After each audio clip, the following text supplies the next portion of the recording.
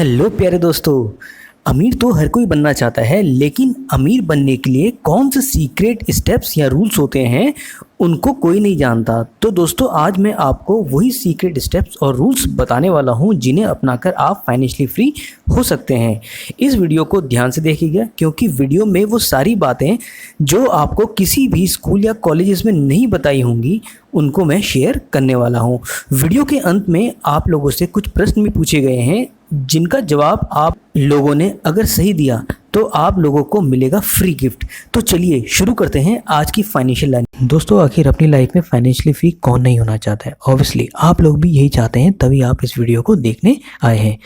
लेकिन financially free होने से पहले इस टर्म का सही से मतलब आप लोगों को पता होना चाहिए।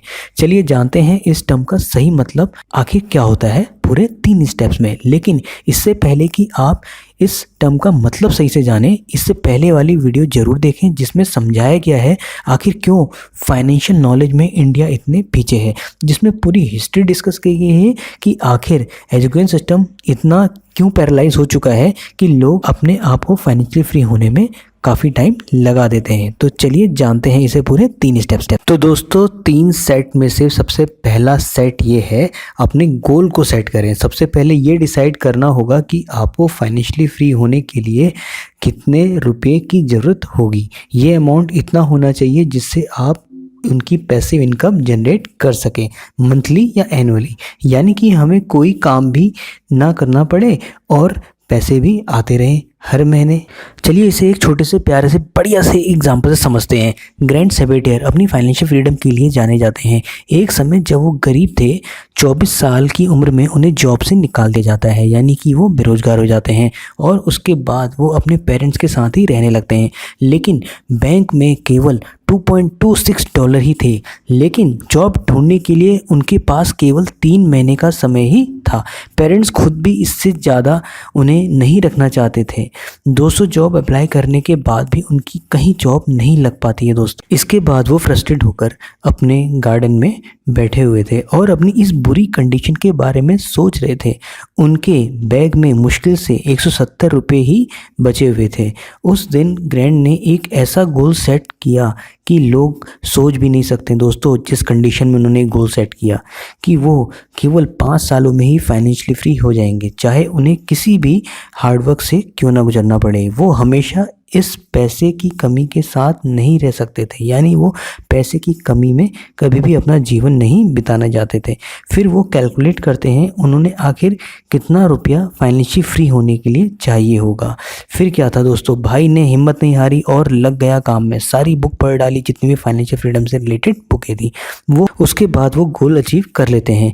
5 साल में ही दोस्तों उनको जो $1 मिलियन चाहिए थे, यानी कि $1 लाख चाहिए थे फाइनेंशियल फ्री होने के लिए, वो उसको अचीव कर लेते हैं। तो फाइनली दोस्तों, हमें गोल सेट करने की पावर तो समझ में आ गई। दूसरा स्टेप होता है सेव एंड इन्वेस्ट। जी हाँ दोस्तों, फाइनेंशियल फ्रीडम गेन करने के लिए दूसरा स्टेप आता है, सबसे पहले सेव करें, उसके बाद इन्वेस्ट करें। यदि आप अपने पैसों को सेव और इन्वेस्ट करने की आदत नहीं बनाएंगे तो पूरी लाइफ पैसों की प्रॉब्लम के साथ ही जूझते रहेंगे। सेव और इन्वेस्ट करने के लिए ज़रूरी नहीं कि आप लोगों की सैलरी 1 लाख पर मंथ है। कुछ हज़ार रुपयों में भी आप सही जगह इन्वेस्ट करके अच्छी खासी वेल्थ जनरेट कर सकते हैं। इसलिए एक एग्जांपल से समझते हैं हम इसको। सपोज़ आपकी सैलरी 20 लाख पर मंथ है, या आप पढ़ रहे हैं तो उसकी आपकी सैलरी 15 से 20 हज़ार होगी। सैलरी से एक्सपेंसेस यदि काट लिए जाएं तो आप 5,000 सेव आसानी से कर सकते हैं। लेकिन जैसे ही आपकी सैलरी बढ़ेगी, यानी कि अपने खर्चे बढ़ाने की जगह आपको सेविंग बढ़ानी होगी। सपोज़ आपकी मंथली सैलरी हाइक होती है 10%, जिसकी आपको बस इन्वेस्टमेंट ही करनी है।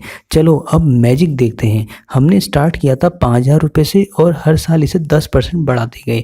ऐसा हमने डिसिप्लिन के साथ 30 साल तक किया और रिटर्न मिला 15%। 30 साल बाद जो अमाउंट बढ़ेगा तो आप लोग चौंक जाएंगे, वो होगा 1.3 करोड़ रुपए। जी हाँ, 1.3 करोड़ रुपीस, और ये सब 5,000 रुपये की इन्वेस्टमेंट से मिलेगा। ये था पावर ऑफ कंपाउंडिंग का गेम। ठीक है।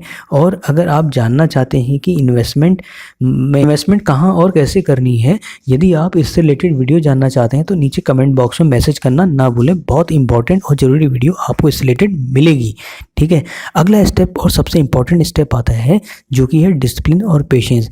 ये स्टेप इन्वेस्टमेंट के साथ पूरी लाइफ टाइम आप लोगों के लिए हेल्पफुल रहेगा। रूस की एक सर्वे के अनुसार ये पता लगता है कि आखिर कौन लोग हैं जो सबसे ज़्यादा रिटर्न गेन कर पाते हैं अपनी इन्वेस्टमेंट से। जी हाँ, ये रिजल्ट रहा काफ़ी चौंकाने वाला था।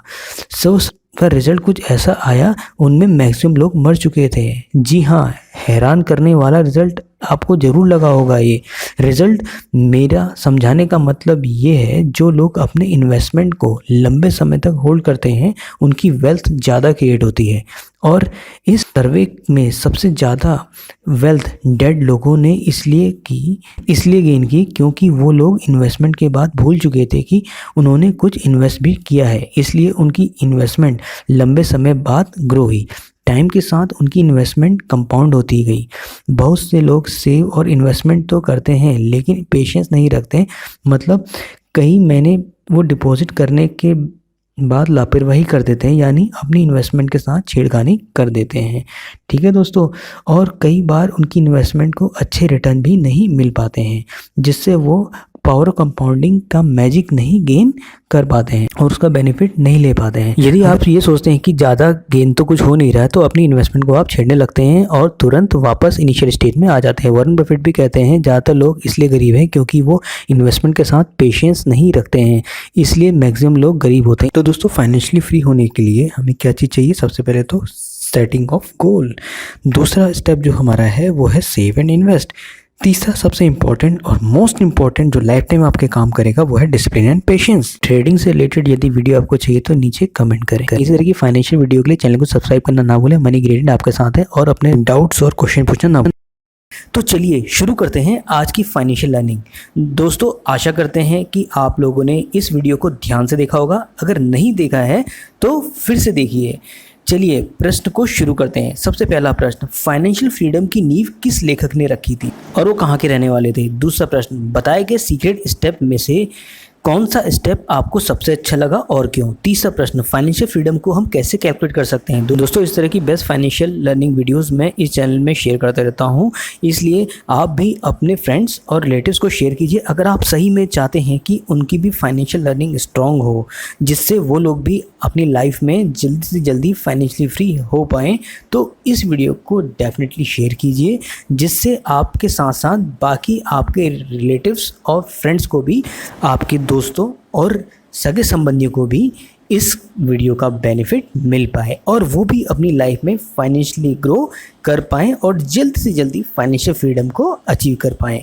तो इस तरह की बेस्ट फाइनेंशियल लर्निंग वीडियो के लिए जुड़े रहिए मनी की रीडिंग के साथ। और हाँ, आप लोगों के लिए एक टेलीग्राम ग्रुप बनाया गया है जिसका लिंक आपको नीचे मिल जाएगा, जहाँ पे बेस्ट से बेस्ट फाइनेंशियल वीडियो के साथ साथ आपको स्टडी कंटेंट भी मिलता रहता है। तो जुड़े रहिए मनी की रीडिंग के साथ, जहाँ भी रहिए सीखते रहिए। Wish you good luck, enjoy, stay safe, stay healthy, love you all, bye, thank you.